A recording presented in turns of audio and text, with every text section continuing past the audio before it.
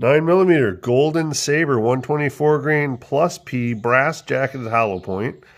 We're going to go ahead and try to take some shots here with the 3.1 inch Ruger LC9S on the right and the 3.7 inch SIG P365XL on the left into homemade ballistics gel through heavy clothing barrier.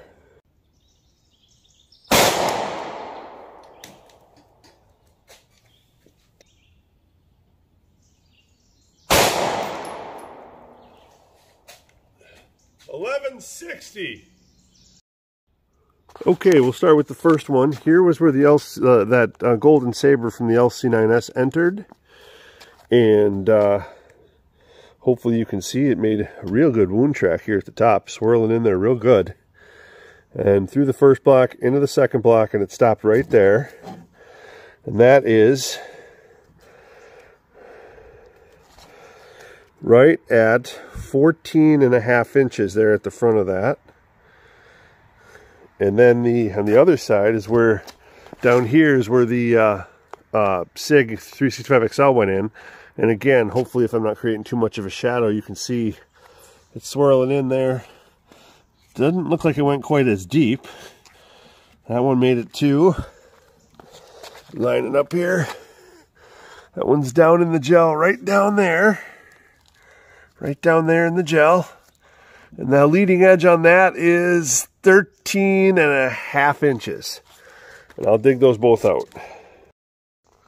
Okay, the LC9S here is on the left. You can see this big old plug of cotton and denim in there. Didn't stop that from expanding. And here's the SIG P365XL on the right. And both of these rounds kept their jackets. I know that's been kind of a concern over the years with Golden Sabers, but they both kept their jackets, expanded, and penetrated. So we'll measure them back at home. 1,082. 1,097. 1132. 1128. Okay, welcome back from the range. As you saw, we were testing the 124 grain plus P 9mm Remington Golden Sabers. This right here, as it says right there on the box, it's a brass jacketed hollow point. It performed quite well through the 3.1 inch Ruger LC9S and the 3.7 inch SIG P365XL. I know some of these rounds in the past, some of these Golden Sabers have had the issue where they've had jacket separation, but we did not have that problem at all in my testing today. Here, as you can see, these are the rounds up close. It is a nickel plated round.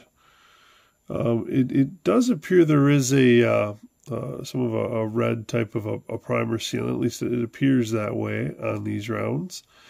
And there is the hollow point on this round. And yeah, it performed quite well out of the 3.1 inch barrel. This was the result of that. I did not pull the little plug out of there. I did pick as much gel off as I could, because these do get those the petals pushed back quite far on these, creating kind of sharp edges, and exposes that lead core.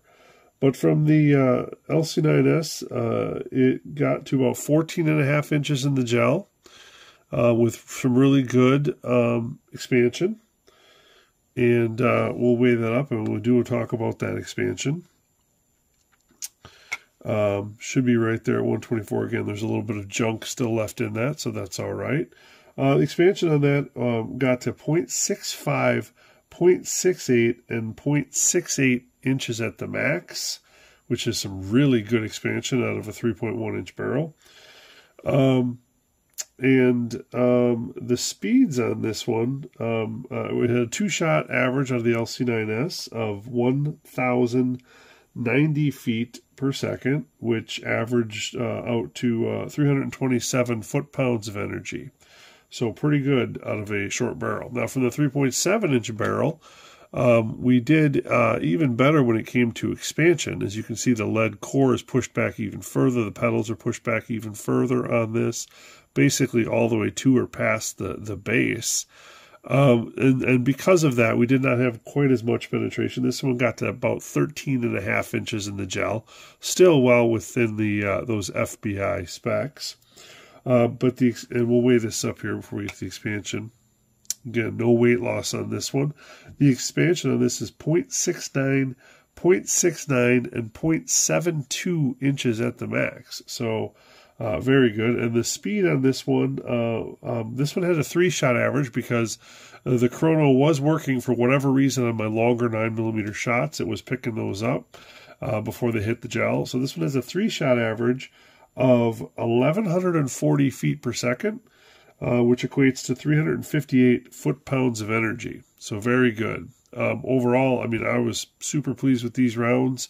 The price is good too. Right now, I saw them online for sale in bulk if you bought them from Borelli.com. I think it's 65 cents a round plus shipping. Excuse me, plus tax. Shipping is included for that price. So I believe that it's bulk priced at $6.50 for 1,000 rounds if you buy them at Borelli, and they get more expensive if you buy them in smaller quantities. Otherwise, of course, they're available on other sites as well. But I had these in the safe. I dug these out of the back of my safe.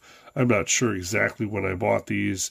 This is the kind of the older Remington packaging, so I've probably had them for a couple of years, but the first time I've actually taken them out to the range and shot them.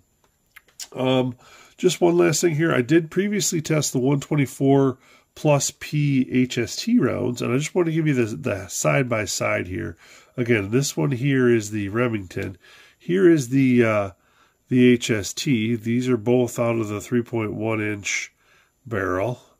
So you can kind of get an idea of the Golden Saber, I think, is a little bit, obviously, older technology, but still performing quite well against these more modern rounds.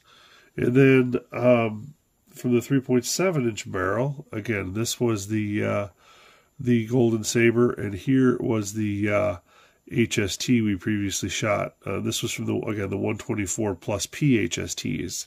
And just for comparison's sake, if you didn't want to go back and watch those videos, I mean, if you did, please feel free, because I compared those against the USA Readies. But the depth on the HSTs for the 3.1 was the same at 14.5 inches as the Golden Sabers got. And the 3.7-inch barrel got a little bit deeper, but the expansion is already pretty much maxed out. So there was actually, the pedals were pushed back a little bit further, and it was still able to penetrate to 15.5 inches, but again with no greater expansion. The